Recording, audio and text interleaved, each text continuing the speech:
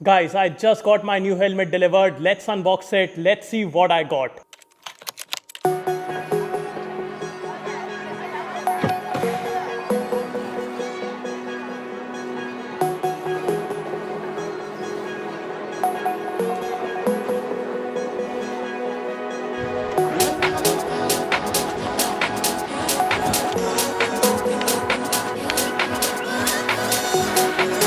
When your heart is broken, you simply cannot trust what your mind is telling you.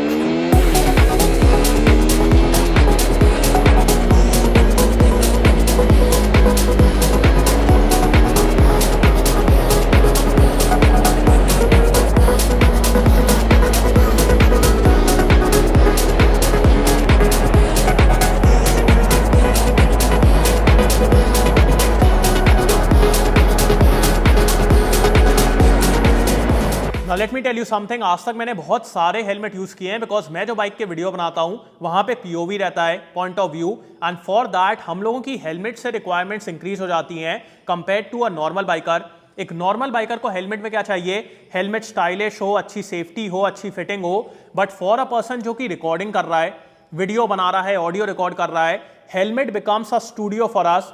Front में camera लगा हुआ है, अंदर mic लगा हुआ है, so it becomes like a studio for us.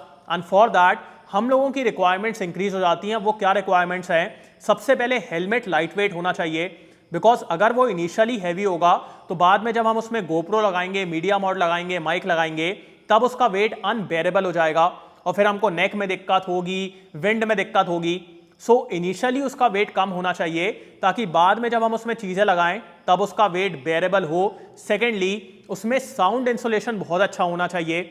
अब साउंड इंसुलेशन से मेरा मतलब है विंड नॉइज एंड विंड बफेटिंग का noise.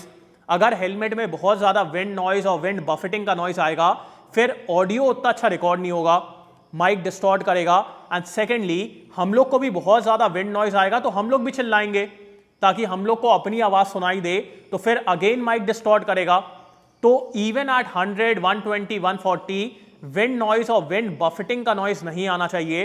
And third thing, helmet एकदम कंफर्टेबल होना चाहिए बिकॉज आप लोग तो थोड़ी देर राइड के लिए पहनते हो, हम लोगों को इतनी देर पहनना पड़ता है विथ ऑल द वेट, अंदर बोल रहे हैं, उसके बाद मुंह चल रहा है, मतलब इतनी सारी चीजें रहती हैं. तो हेलमेट एकदम कंफर्टेबल होना चाहिए.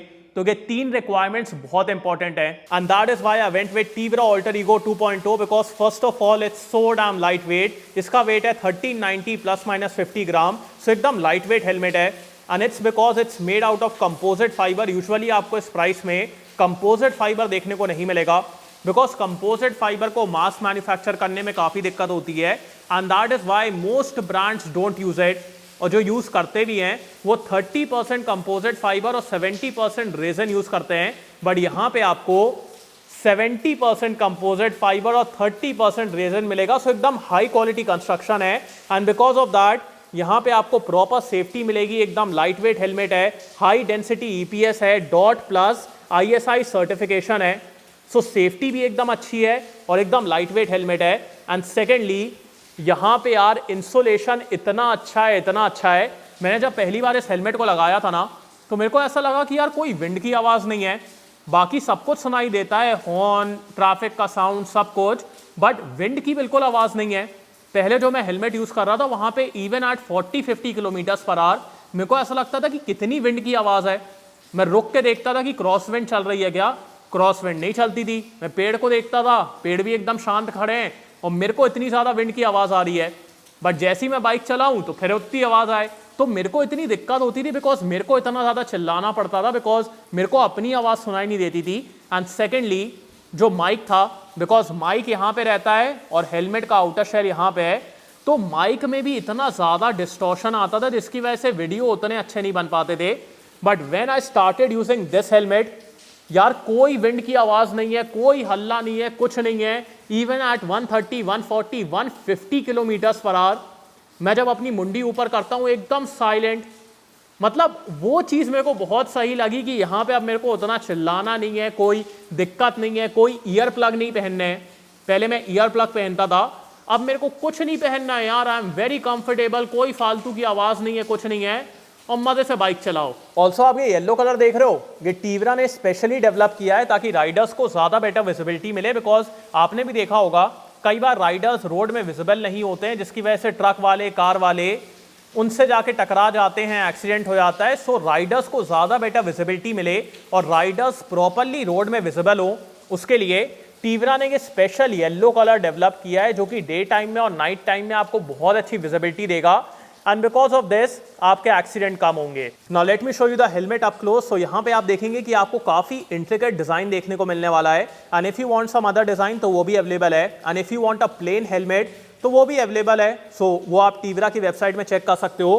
पीछे की तरफ आपको यहाँ पे ये स्पॉइलर मिलेगा विच इज डिटैचेबल, बट मेरे हिसाब से आपको इसको लगे रहने देना चाहिए, बिकॉज इसकी वजह से एयर फ्लो काफ़ी बेटर हो जाता है। ऑल्सो आपको यहाँ पे बहुत सारे वेंट्स मिलते हैं, सो यहाँ पे भी वेंट है। उसके बाद फ्रंट में आपको यहाँ पे इतने सारे वेंट मिलने वाले हैं, सो प्रॉपर आपको यहाँ पे वेंटिलेशन मिलेगा। उसके बाद अंदर की तरफ आपको इतनी कंफर्टेबल लाइनिंग मिलती है, बिकॉज दूसरा वाला हेलमेट मैं बहुत दिनों से यूज़ कर रहा हूँ, so I can tell you this, the lining is very comfortable.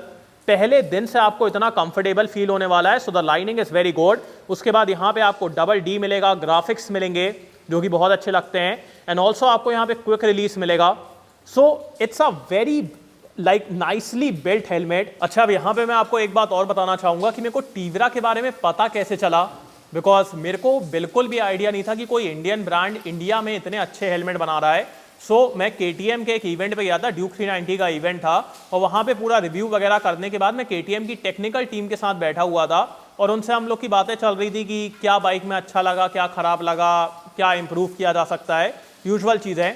तो बातों ही बातों में मैंने उनसे बोला कि यार आप लोग मेरे को कोई हेलमेट सजेस्ट करो, बिकॉज अभी जो मैं हेलमेट यूज़ कर रहा हूँ उसमें बहुत ज़्यादा विंड की आवाज़ है, बहुत हैवी है। जब मैं ट्रैक पे राइड कर रहा था तो एट 130-140 जैसे ही मैं अपनी मुंडी ऊपर कर रहा हूँ पूरी मुंडी ऐसे ऐसे हो जा रही है। सो मेरे को कोई अच्छा सा हेलमेट सजेस्ट करो। तो तब उन लोगों ने मेरे को बताया कि यार एक बार ना आप ये टीवरा का हेलमेट ट्राई करके देखो, बिकॉज उन लोग उस टाइम टीवरा का हेलमेट यूज़ कर रहे थे। तो मेरे को तो बिल्कुल भी आइडिया नहीं था कि टीवरा कोई ब्रांड है भी कि नहीं है, बट मेरे को KTM की टेक्निकल टीम ने सजेस्ट किया कि एक बार आप इसको लगा के देखो, हम लोग इसको यूज़ कर रहे हैं और एक बार ट्रैक में राइड करके देखो। तो फिर मैंने वहाँ पे राइड किया, एंड उसी टाइम यार मैं इतना ज़्यादा इंप्रेस हो गया था, बिकॉज इवन एट 130-140 कोई विंड की आवाज़ नहीं थी। अभी जो मैं इतना चिल्ला रहा था, मेरे को कुछ चिल्लाना ही नहीं पड़ रहा था, मैं एकदम शांत, एकदम अपने मज़े से राइड कर रहा हूँ, कोई डिस्टर्बेंस नहीं है, कोई हल्ला नहीं है। तो तब मैं हेलमेट से बहुत ज़्यादा इंप्रेस हो गया। तो मैं वापस आया, मैंने उनसे बोला यार आप लोग मेरे को प्राइस वगैरह बताओ कि इस हेलमेट का कितना प्राइस है। तो इनिशियली मैं सोच रहा था कि 25-30 हज़ार का हेलमेट होगा, बिकॉज इतना लाइट वेट है, इतना अच्छा कंस्ट्रक्शन है। बट फिर उन लोगों ने बताया इतना प्राइस नहीं है, इट्स फॉर 10,000 रुपीज़। तो मैंने कहा यार काफ़ी सही है, ये तो प्राइस भी कम है। और बातों ही बातों में मेरे को एक और बात पता चली कि MS धोनी भी इस हेलमेट को यूज़ करते हैं। जब मैंने इस बात को सुना तो मेरे को लगा यार MS धोनी इस हेलमेट को क्यों यूज़ करेंगे, बिकॉज उनके पास इतना पैसा है, वो महंगे महंगे हेलमेट यूज़ करते होंगे। बट फिर उन लोगों ने मेरे को गूगल में पिक्स दिखाई कि MS धोनी भी इस हेलमेट को यूज़ करते हैं। Then I was totally sold. मैंने कहा अब तो मैं इस हेलमेट को जरूर ले रहा हूँ। And now coming to the last point, same helmet होते हुए मैंने एक और हेलमेट क्यों ले लिया, तो इसका ये रीजन है कि ये वाला हेलमेट मैं रिव्यू के लिए यूज़ करता हूँ, एंड फॉर रिव्यू वहाँ पे सब कुछ एकदम कैलिब्रेटेड है। जो माउंटिंग का एंगल है, टिल्ट एंगल है, माइक प्लेसमेंट है, वो सब कुछ एकदम कैलिब्रेटेड है। अगर आपने आज तक कभी भी व्लॉगिंग करने का ट्राई किया हो तो आपको पता होगा जब भी अपन यहाँ पे गोप्रो लगाते हैं, फ्रंट में गोप्रो लगाते हैं, नो मैटर आप कितना सेंटर में लगाओ, कितना स्ट्रेट लगाओ, फुटेज हल्की सी टेढ़ी आती है। तो वो आपको मल्टीपल टाइम शूट करके, चेक करके उसको कैलिब्रेट करना पड़ता है, और वहाँ पे सब कुछ एकदम कैलिब्रेटेड है। एंड दैट इज़ वाई उसको मैं पब्लिक में बिल्कुल भी नहीं पहन के जाता हूँ, बिकॉज आपको ही पता है इंडिया में कोई डेडिकेटेड प्लेस तो रहती नहीं है जहाँ पे आप अपना हेलमेट रख पाओ।